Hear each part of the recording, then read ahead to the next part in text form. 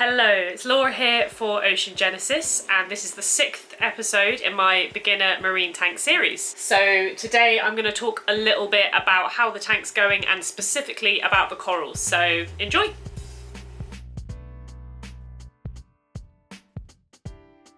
To start with, I'm just going to get some bad news out the way. I have had a couple of deaths in the tank. The first one, unfortunately, was my first ever fish, sherbet lemon. My lovely little yellow goby, who was such a sweet, sweet fish. He was a yellow clown goby and I was so excited to have him, and he was an absolutely fantastic fish to have in the tank for the time I've had him. Unfortunately, I noticed over the last few months that he had become a lot less interested in food, which was really unlike him. And he was just not as active, not as active and swimming as much in the tank. I did try and target feed him, which helped a little bit. But he just got less and less interested over time and very, very gradually got very skinny too. You can see in some of these pictures just how skinny this fish was getting. So I kind of knew that it was coming. I kept a check on all my parameters. I, looked at the health of other animals and everything else seemed okay. So I don't really know what happened. It's a chance that maybe he was just coming to his end of life. I guess it's something with fish is when you buy them, you don't know how old they are. So unfortunately, yeah, he did pass away. The day before it happened, I put some brine shrimp in the tank and he absolutely loves brine shrimp, like goes crazy for it normally. And he didn't even move, he didn't even acknowledge it. And I just thought, do you know what? I think that is it. So sadly, the next morning I came in and yeah, the worst had happened. He had passed away, and I then had to take him away from my shrimp, who had decided that this was just a bonus meal. And I mean, that's her natural instincts, that's the cleanup crew, that's their job. However, I did prize the fish away from her because if you leave dead animals in the tank, that can cause a spike in ammonia from when they decompose. So of course I got him out. So yeah, a little bit of a sad thing, but I have checked everything I can and I can't see any reason for it to happen to other fish. Saying that, I have lost another creature, but I do not think the two are related. Unfortunately, my Halloween hermit crab is no longer with us. Initially, I thought the crab was just in a molt because I hadn't seen it for like 2 weeks. But this has happened before when it's molted. It's molted about 3 or 4 times now since I've had the crab. But this time I really couldn't see it anywhere for one thing, and it just wouldn't come out. And then one day I was just sat watching the tank and I realised that the shell the crab was in, the hermit crab was in, was tucked away inside a little cave in one of my rocks. And honestly I thought, oh, okay, at least he's still there, right? I'll leave him for a little bit longer. Another few days, week went past and it hadn't even moved. So I did eventually go in and pull the shell out. And do you know what? I had to literally hold the rock and hold the shell to prise it out. It was so wedged in.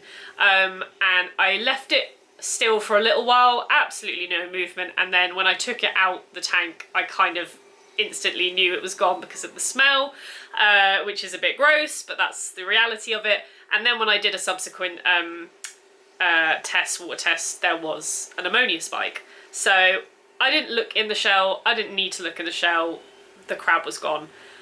Genuinely, I think it got stuck because it was sort of sideways, like long ways up into a very short space, and it took me a lot of effort to get the shell out.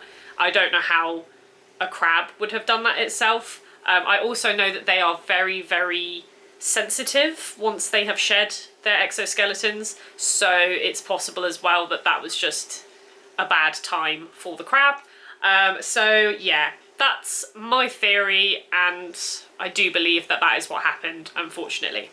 Otherwise, it's gone really well. I'm really happy with how the corals are doing. I've got like 12 or 13 corals in there now, even though it doesn't look it. They're still all very small frags and they have been introduced slowly and gradually, week by week. So I just wanted to show you some of the corals and how they're doing, starting with the zoas. One of my favourite ones is this rastazoa, which is super pretty, really colourful, got the classic colours of the Jamaican flag. This was one of the first corals I got, and I'm happy to say it's doing really well. It's growing larger. I haven't seen too many new ones coming yet, but I'm hoping they will soon. However, the ones that I do have are already opening up and they are nice and colourful. I've also got an orange oxide zoa, which since filming this now has 2 heads, which I'm really happy about. Again, a really, really lovely pop of colour. This one I'm actually not sure about. I've actually kind of forgotten what it is, but I'm pretty sure it's some kind of button polyp or similar. I think it's a zoa. If anyone knows, please comment below, because I've completely forgotten which one it is. Most of the colony I have of this one are a kind of pale blue colour, but one of them came off and has actually taken root inside my little Terry the Triceratops skull. This one hasn't got as much colour, I'm assuming because it's not getting as much light, but it's kind of got more of a brown colour, which I find really interesting, so I'll see how that one goes.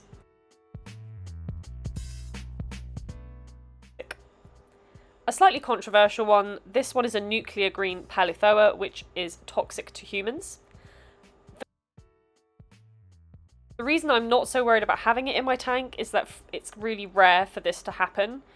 For it to happen, both me and the coral would have to be cut and bleeding, and that would have to mix within my body. Personally, I feel quite comfortable and I'm okay with having these in my tank. But that is up to each person's decision and up to each person's risk. While they don't look particularly nuclear or green under normal lighting, under blue light you can really see where they get their name. This one is growing new babies, and I really enjoy getting close-ups as well of these bigger heads.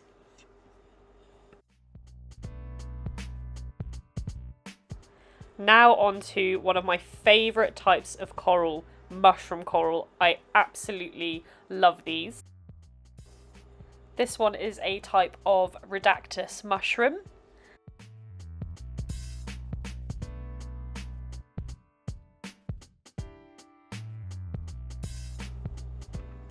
Here we have a red discosoma mushroom. I was absolutely in love with this as soon as I saw it. It's really hard to see in this image, but it has a little bit of a purple tinge to it when you get it from the right angle, and I find that really awesome. It's really hard to get this sort of red pop of colour in a tank, so I was super happy to get it, and just look at it under a blue light. I mean, come on, wow. Definitely one of my favourite corals. Of all the corals I have, this is possibly the most satisfying one to watch and to film. This one is the green Yuma mushroom, and I just absolutely love the way its shape always changes, it contracts, it spreads wide, it's got all these cool nodes on it, and it just looks super alien and out of this world. It really is cool. There's actually quite a few mushroom heads on this, although you can't see it from this shot. There's a small baby one underneath, there's another third larger one towards the back of it, and actually when I first put this on my big rock at the front of my tank, I didn't glue it down at all, but now I can't move it because they are starting to embed themselves naturally into the rock. So I'm really excited about that, and I'm hoping this is going to grow into quite a large, healthy colony. If it wasn't cool enough to see this how it is in the normal light, oh my god, check it out under blue light, guys. I'm obsessed with this. This is actually my current phone screensaver. Sorry, boyfriend, you've been replaced by, a mushroom coral. The final mushroom in my collection of mushroom corals is this green fuzzy Redactus mushroom. This one is similar to the Yuma mushroom. To me, it's a lot more plain. It's not that I'm not a fan of it, it just doesn't do as much for me as the other ones. But it's a very nice mushroom, and I hope that it does really well. Hopefully I'll see it get bigger soon. But yeah, it's a nice little space filler. Now onto some of the really, really weird corals. Ones that I just never even thought would exist. I couldn't even imagine these in my head if I was asked to kind of design an alien plant. This is similar to what it would be, but probably a lot weirder. So first of all, we have the devil's finger leather. This one is going to grow even bigger. They kind of turn into like a cup shape when they're large. And I've got a little time lapse of it waking up in the morning, and as you can see, it has all these little small heads of coral that come out and start popping out one by one. And again, this is another one that I love to watch because it changes shape, it changes what it's doing, and it's just a really cool coral to look at. Also, for a small period of time, this coral went kind of like a dark blue-grey colour, and I was really worried that it was dying, but then I did some research on it online, and this coral actually sheds, which I find completely bizarre. I mean, it's a coral. Why would a coral and a snake have anything in common? But they do. They both shed, and I just found that absolutely mind-blowing. Next up, we have this other species of leather coral, which is called a neon green cabbage leather. And again, super strange, very weird. I've actually got no idea of what this is going to look like when it gets big, but it just looks like a weird fleshy lump. That's the best thing I can describe it as. Obviously, under blue light, it looks really cool, looks really neon, but again, it's such an alien thing to me. And I'm fascinated to see what this will look like over time. I don't know if you can see as well, but when I got this frag, I actually got a bonus Yuma mushroom with it, which I'm very, very happy about because I love a freebie. That's just me. Love a freebie. Moving on now to what's known as encrusting species of coral. This one is called a strawberry shortcake cyphastria. I'm probably butchering the name, but there you go, I'm new to it. So the strawberry shortcake cyphastria is an encrusting coral, which means that hopefully in time it's going to cover the surface of my rocks. Not like grow out of it, but actually cover the surface like a layer of skin. It's very, almost dinosaur skin-like. I don't know, again, it's out of this world. This is the only one I have that I'm slightly concerned about at the moment because it is starting to look like it's almost chipping away and going white. I actually think this is because maybe my lights are not powerful enough, so I've moved it now to a higher area in the hopes that the light will be more intense for it. But if it does turn out to not be able to survive in my tank with my kind of lights, I will probably take it back to where I got it and swap it for another frag. I've already spoken to the person I got it from and they're happy for me to do that. Another kind of coral that I have, which will cover the surface of my rocks over time, is called a green star polyp, otherwise known as GSP for short. This one is super cool. It kind of looks like grass or algae, but obviously it's got this really awesome neon tinge, purple tinge when it's under the blue light. I absolutely love this one. It's growing really well. Some people do think of this one as a bit of a weed, and I understand why, because apparently it can grow very fast. But in a tank like mine, I really would like it to grow fast. I'm hoping that if it spreads, it will outcompete even more of the algae and just make my tank look awesome. Speaking of corals that spread like weeds, I've got my pulsing Xenia here, which again is doing really well. I'm very happy with it. I have moved its location now, so it's kind of wedged in more of a rock.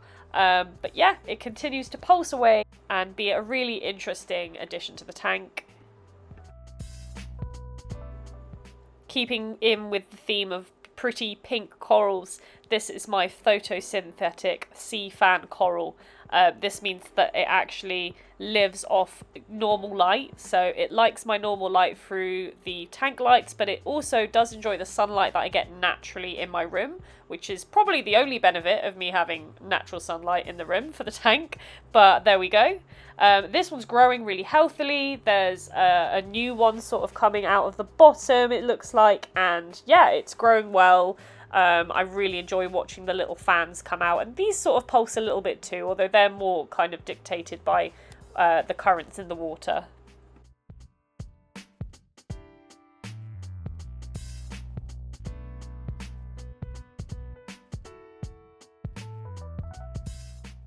And finally, my Duncan coral. This is one of the few hard types of coral that I have. It's an LPS, and I'm so happy because the first type of coral like this that I put in my tank, you probably remember it, it was the candy cane coral, which is quite similar to this one. However, this one is actually surviving. Now, I would not be able to have this kind of coral in here without having buffers in the tank and the right level of buffers. So I'm super, super happy that this one is actually starting to flourish now. The kind of plumes of it, they started really small, but now that it's been there a bit more consistently, and I have actually changed the location of it since doing this video to, again, a higher location so it's closer to the light to get a bit more intense light from my tank lights. But it's actually starting to really bloom and come out more. So I'm thrilled that this one is surviving. It's a really good sign that my tank is moving in the right direction and it's nice and healthy. So in terms of care for the tank and care for the corals, I have been using the Ocean Genesis buffers.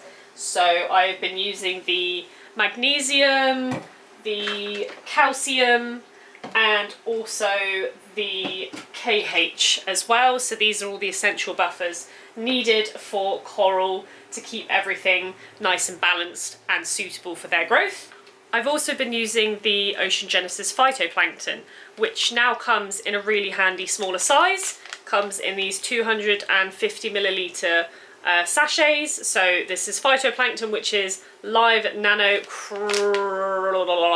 I can't say that word. Anyway, basically it's phytoplankton, a type of plankton that feeds coral reefs really, really well.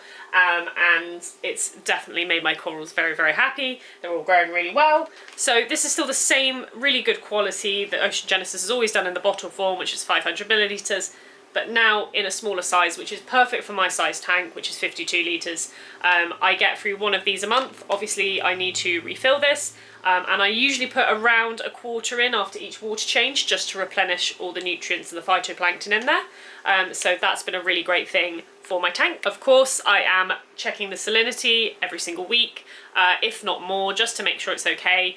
And I've been extra vigilant when it comes to topping up the tank with RO, mostly because we're getting into warmer months now, and the warmer it is, the more water evaporates, but when water evaporates, it still leaves the salt, so that means there's going to be a higher concentration of salt because there's less water. So that's why I will now top up a little bit more frequently with RO water to make sure it's always at the right amount. In terms of testing, I'm using the Salifert test still. I'm finding these much more easy to use now that I've done them a few times. However, I did make some mistakes in my testing a few weeks ago. So basically, I was trying to do the lower resolution, which is in the instructions, which means I use less chemical, less water, so it's more condensed. However, for a few weeks, I was doing this, but when I was converting my results, the amount left in the syringe, to this chart, I was doing it without doing the final piece of math, which was to basically, it says if I've chosen the lower resolution mode, multiply the calculated result by 2, which I was not doing. So that skewed my results and caused me to overdose. I think it was overdose for a little bit too long. Thankfully, the overdose amount that I did was not harmful to the tank. And essentially, what I've done to combat that is I have, I've stopped using the low resolution. I'm going to not do that anymore because I don't think I can be trusted. And I don't think it's quite as accurate. So I am going to keep using the full resolution when it comes to those. But also what I've done is I've just basically stopped dosing for a while just to even this out. Now, the reason I was able to notice that I was having a problem with my test results, not only because the numbers were looking a bit odd, but because I use the Ocean Genesis app, and what that provides me with once I put my results in and my targets is it shows me a graph, and it shows me like a line of where my results should be for each buffer, and then it also shows me a line of where it currently is. So I can see where I'm going wrong, where it's too high, too low, and yeah, so that's been really helpful. That's helped me notice when things are wrong. And now, thankfully, because I'm a bit more wise to how to do the tests, I'm a bit more wise to how to read the results, I am hoping to have much more consistent, accurate results. One thing I mentioned about the Ocean Genesis app is that it makes its calculations off past results. Now, because I'd had a couple of weeks of incorrect results that I'd put in, which is my own error, the results I was getting from the app were still telling me to dose quite a lot because I'd made it think that I needed more. So even though I was now testing correctly, my results were telling me to dose quite a lot of the various buffers that I'd not tested correctly. So I had a few options on what to do about this. First of all, I could have gone into the software myself and manually deleted the incorrect results. However, I didn't really want to lose that historic data. Even though it was incorrect, for me it's like showing the evidence of my journey, and I didn't want to lose it. That's just personal to me. I could have also contacted Ocean Genesis to wipe the slate clean, and they would have taken it out and kind of reset the whole thing for me. But again, like I said, I wanted to just keep the history because I've done a lot of work and I like seeing my mistakes to learn from. So what I've ended up doing is just making a new account through Ocean Genesis app on the website, and I've just used a different email address that I already had. So yeah, it's wiped the slate clean, and now I can start again from zero and hopefully get accurate results for myself. But yeah, I just wanted to give that account because everything, like everything in life, human error is a thing.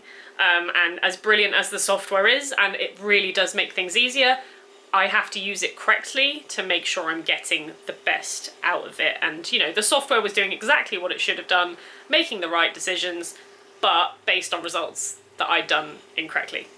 So I think that's all I have time for today. I really hope you've enjoyed this video. If you have any questions or comments, if you have any shared experiences, please feel free to share them in the comments. I always find that really helpful, and I'm sure other beginners watching the video also find it helpful too. Really looking forward to seeing you in the next one. Make sure you like the video, make sure you subscribe, and yeah, see you in the next one. Thanks for watching.